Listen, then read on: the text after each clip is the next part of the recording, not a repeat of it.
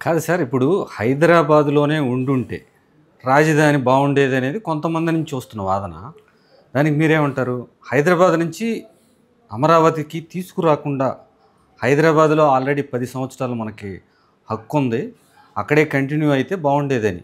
అంటే మనకి వెంటనే రావాల్సినంత అర్జెన్సీ లేదు. కాబట్టి అక్కడ ఉండి అక్కడ ఇన్ఫ్రాస్ట్రక్చర్ని వాడుకుంటూ ఇక్కడ వీళ్ళు అప్పటికే ఆయన సింగపూర్ వాళ్ళతో సంబంధం పెట్టుకున్నాడు.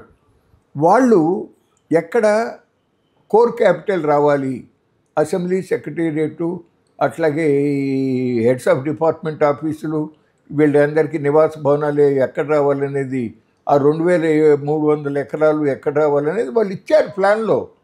అక్కడ పర్మనెంట్ బిల్డింగ్లు కడత మొదలు పెట్టుకుంటే బాగుండేది. అట్లా కాకుండా అక్కడ ఆ ఓటుకు కేసు తర్వాత అప్పటికప్పుడు ఓవర్నైట్ డెసిషన్ తీసుకుని బస్సులో వచ్చేసేసి బస్సులో ఉండి మన ప్రాంతంలో నుంచే మనం పరిపాలించుకోవాలనేటటువంటి గంభీరమైనటువంటి మాటలు చెప్పి తాత్కాలిక భవనాలు అని చెప్పి, పక్కా భవనాలనే తాత్కాలిక భవనాలు అని చెప్పి కట్టేశాడు. 100 అడుగుల లోతులో నుంచి సెక్రటేరియట్ బిల్డింగ్కి పైల్ ఫౌండేషన్స్ వేశారండి. G+7 కట్టడానికి అవకాశం ఉండదంటూ G+1 కట్టి మళ్ళీ ఇప్పుడు సపరేట్గా 44 అంతస్తుల భవనాలు, 47 అంతస్తులు, 40 అంతస్తులు ఒక 4 ఇట్లా చేస్తున్నారు. దాదాపు అది కూడా 1100 కోట్లు ఖర్చు అయింది సార్ అప్పట్లో కూడా. అవును, ఎస్ఎఫ్టీకి 19,000 దాకా ఇచ్చారనేది. అవును. ఇప్పుడు దాని మీద ఇంకొక 1 అంతస్తు, 1 అంతస్తు 2 అంతస్తులో కట్టుకుంటే ఈ ఇంటర్మ్ గవర్నమెంట్ కాంప్లెక్స్ మీద 6,000 చదరపు అడుగులు కదండి అది. 6 లక్షల చదరపు. 6 లక్షలు. ఇంకొక 2 ఫ్లోర్లు కట్టుకుంటే మొత్తం హెడ్స్ ఆఫ్ డిపార్ట్మెంట్ ఆఫీసులు కూడా వచ్చేస్తాయి అక్కడికి. ఇప్పుడు 53 లక్షల చదరపు అడుగుల్లో ఈ ఐకానిక్ భవనాలు ఏవైతే ఉన్నాయో ఇప్పుడు ప్లాన్ చేస్తున్నారు. అంత అవసరం లేదంటారా? అవును. ఇప్పుడు ఒకటండి, ఒక 40 అంతస్తుల బిల్డింగులు ఉండి సీఎం గారు 47వ అంతస్తులో ఉంటే అందువలన ఏంటండి ప్రజలకు ఒరిగిపడేది? ప్రజలకి ప్రభుత్వం నుంచి వాళ్ళ సమస్యలు పరిష్కారం చేయటానికి తగినటువంటి నిర్ణయాలు, వాళ్ళకి ఆదుకుంటానికి వ్యవసాయం కానీ ఇతరత్ర చిన్న చిన్న cottage and small scale industries అభివృద్ధి అవటానికి, ఎంప్లాయ్మెంట్ పెరగటానికి కావాల్సినటువంటి బడ్జెటరీ అలొకేషన్స్ ఇవి ప్రధానం. వాళ్ళ దైనందిక జీవితంలో వాళ్ళు ఎదుర్కొంటూ ఉన్న సమస్యల పరిష్కారానికి ప్రభుత్వం చేసేటువంటి నిర్ణయాలు ఉపయోగపడతాయి. అది కావాలి కానీ 40 అంతస్తుల బిల్డింగులు ఉంటే ఎవరికి కడుపు నిండుతుందండి? మీరు చెప్పారు సార్ 15,000 20,000 ఎకరాలు అయితే సరిపోతుంది అన్నారు. యాక్చువల్గా రాజధాని కట్టాలా లేకపోతే రాజధాని నగరాన్ని కట్టాలంటారా? ఇప్పుడు జరుగుతుంది రాజధాని నగరం కట్టాలని మీరు చెప్తున్నారు. చెప్తాను. ఇప్పుడు అసలు అయితే మనకి శివరామకృష్ణన్ కమిటీలో స్పష్టంగా వ్యవసాయ భూముల్ని చాలా తక్కువ డిస్ప్లేస్మెంట్ ఉండేటట్టుగా నిర్ణయం తీసుకుంటే మంచిది అని చెప్పారు. సరే, ఆయన ఎక్కడో దొనకొండ అని చెప్పాడు అనుకోండి, కానీ మొత్తం అటు అనంతపురం దగ్గర నుంచి ఇటు శ్రీకాకుళం వరకు కూడా సెంటర్గా ఇప్పుడు ఉన్నది సెంటరే. ఓకే. అట్లాగే నూజూడు ఆకిరిపల్లి మధ్యన డిగ్రేడెడ్ ఫారెస్ట్ ల్యాండ్స్ కొన్ని వేల ఎకరాలు ఉంది. అక్కడ పెట్టుకున్నట్టయితే మీకు ఫౌండేషన్స్లో చాలా కలిసి వచ్చేది. ఆ దగ్గరలో నుంచి నాగార్జున సాగర్ లెఫ్ట్ కెనాల్ ఉంది.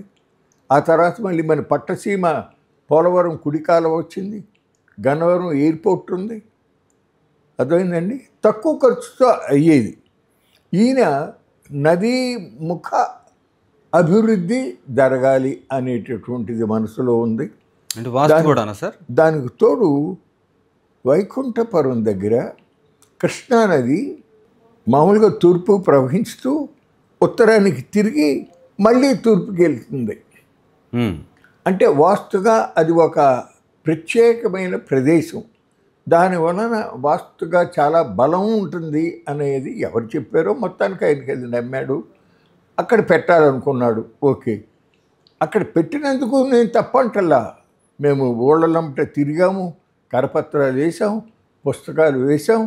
ఏంటి కృష్ణా నది కరకట్టకి ఒక 2 కిలోమీటర్ల వరకు ఉన్నటువంటి భూమి ఏదైతే ఉందో వైకుంఠపురం దగ్గర నుంచి ఉండవల్లి వరకు చూసుకుంటే దాదాపుగా 10,000 ఎకరాలు ఉంటుంది. 11,000 ఎకరాలు. ఇదంతా కూడా జరీబు భూములు అంటారు. కృష్ణా కరకట్ట వేయక ముందు కృష్ణా నది ఓవర్ఫ్లో అయ్యి అటా ఆ భూమి మీదుగా వెళ్ళటం జరిగింది. ఒండ్రు పేరుకుంది. ఆ తర్వాత మళ్ళీ దాని మీద ఇంకొక లేరు ఇట్లా అదంతా కూడా అత్యంత సారవంతమైన భూమి. ఈ దేశంలోనే అత్యంత సారవంతమైన భూమి. 3 పంటలు, దాదాపు 60 రకాల పంటలు, పండ్ల తోటలతో సహా చూసుకుంటే 60 రకాల పంటలు పండేటటువంటి ప్రాంతం. 364 రోజులు కూడా అగ్రికల్చర్ లేబర్కి పనులు లభించినటువంటిది. మేమేమన్నామంటే అది వదిలిపెట్టేయండి బాబు. అక్కడ తుళ్ళూరు నుంచి పెనుమాక ఉండవల్లి వచ్చే రోడ్డుకి దక్షిణ పక్కన అది మెట్ట భూమి. ఆ రోడ్డు దగ్గర నుంచి నదేపుకేమో 20 అడుగుల్లో మంచి తాగటానికి ఉపయోగపడే మంచినీరు లభించింది. ఎంత నీరో తెలుసా అండి? 10 లక్షల జనాభాకు కావాల్సిన మంచినీరు ఉంది అందులో భూగర్భంలో. ఢిల్లీలో యమునా ఫ్లడ్ ప్లెయిన్స్ నుంచే అక్కడ బోర్లోంచి తీసి దాన్ని అంతా కలుపుకుని ఢిల్లీ నగరానికి సరఫరా చేస్తూ ఉంటుంది. సిమిలర్గా భవిష్యత్తులో అమరావతి రాజధానిలో పెరిగే జనాభాకి కావలసిన త్రాగునీరు ఆ జరీబు భూముల్లో ఉంది. దాన్ని కాంక్రీట్ జంగిల్గా మార్చమాకండి, అవతల ఒక 15,000 ఎకరాలు తీసుకో సరిపోతుంది అని చెప్పినా వినిపించుకోకుండా ఇది కూడా తీసుకున్నారు.